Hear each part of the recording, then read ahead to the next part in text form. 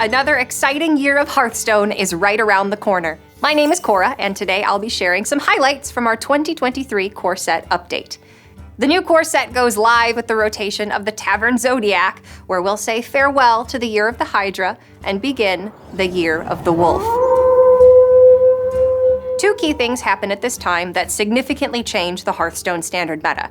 First, the pool of eligible card sets for Standard will shrink, moving Forged in the Barrens, United in Stormwind, and Fractured in Alterac Valley from the Year of the Griffin out of Standard and into Wild. After rotation, Standard will include Voyage to the Sunken City, Murder at Castle Nathria, March of the Lich King, Festival of Legends, and the updated core set.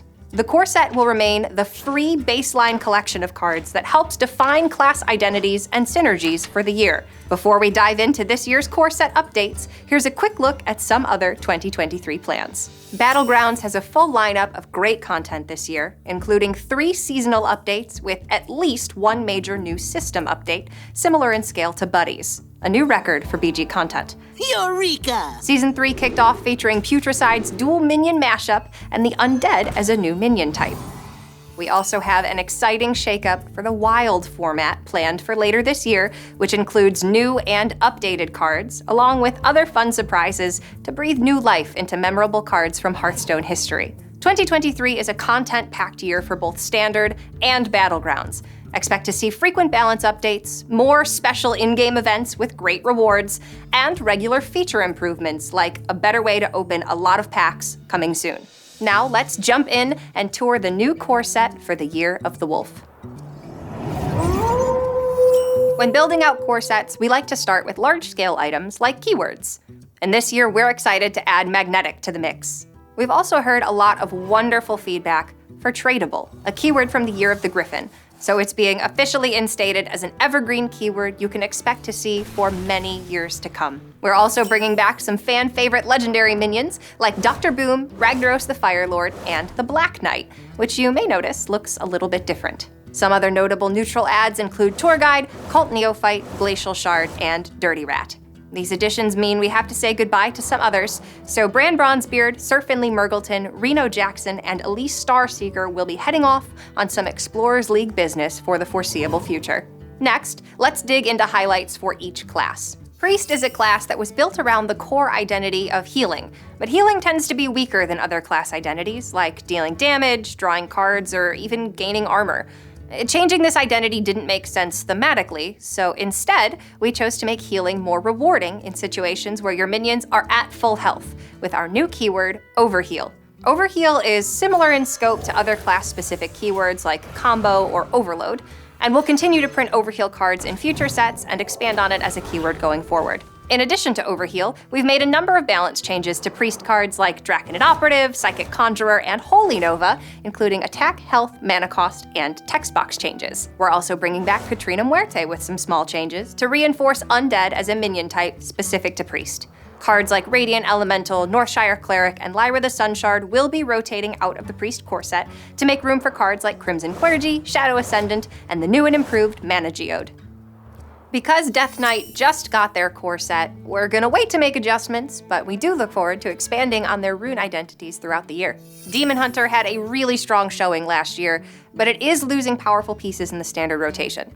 So to compensate, we've made adjustments to a few of their existing core set cards, and we've removed some underutilized pieces like Corvus Bloodthorn and Sightless Watcher in favor of Immolation Aura, Illidari Studies, and Kain Sunfury. In the Druid core set, we've made some changes to iconic Druid cards to make them a bit more competitive. Mounted Raptor, Earthen Scales, and Fandral Staghelm will be leaving core in favor of a group of cards originally released in the Madness at the Darkmoon Fair expansion: Solar Eclipse, Lunar Eclipse, and Kiri, Chosen of Elune.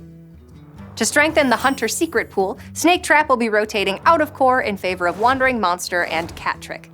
Some other Hunter highlights include the removal of Cloaked Huntress, Dire Frenzy, and Houndmaster Shaw, and the addition of Jeweled Macaw, Doggy Biscuit, and Dragonbane.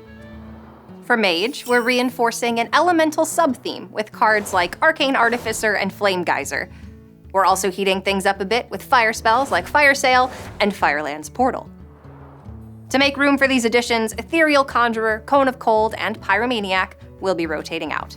We wanted to identify which of Paladin's core identities was serving them best, so we've reinforced Silverhand Recruits and Hand Buff, with Muster for Battle, Grime Street Outfitter, and Lothraxian the Redeemed. We've also gone through and buffed up classic Paladin cards like True Silver Champion, Consecration, and Hammer of Wrath, and removed the Secret Paladin identity for the time being to balance everything out. While Paladin is saying goodbye to secrets, Rogue will be receiving some extra support for secrets to assist their cards from Murder at Castle Nathria. Cheat Death, Plagiarize, and Ambush will be moving into the core set and helping make Rogue secrets feel a bit more secretive. We're also bringing back some old favorite Rogue cards with buffs. Elven Minstrel will be returning with 3 health, and Fen of Knives will now cost 2 mana. For the Shaman core set, we'll be rotating out cards like Rockbiter Weapon, Tidal Surge, and Maelstrom Portal in favor of bringing in additional Overload and Totem synergy, such as Ancestral Knowledge, Overdraft, Thing from Below, and Grand Totem Eyesore. Warlock will be receiving some Big Demon and Control cards like Enhanced Dreadlord, Voidcaller, Mal'Ganis, and Defile, replacing Tiny Knight of Evil, Darkshire Librarian, and High Priestess Jeklik. For the Warrior class, we've removed a number of underutilized cards like Fiery Warax, Armorsmith, Gore Howl, and Darius Crowley. And in their place, we've added some stronger removal and defensive options like Bladestorm, Dynamatic, and Armageddillo. That wraps up our class highlights for the core set. We can't wait to join you for an adventurous Year of the Wolf. Something we're excited to do throughout the Year of the Wolf is to be more flexible with our core set in general, whether that means balance changes, rotating cards early, or introducing new cards during the year to support expansion releases. We want to truly craft the core set to serve our players as the year unfolds. With that, be sure to check out the Year of the Wolf blog for the full list of changes. Finally, we have the Festival of Legends kicking off in just a couple weeks, so get your favorite band tee and mixtape ready because it's gonna be a banger. You can log in right now to get ETC Band Manager as a free login reward during pre-purchase. Until next time, we'll see you in the tavern.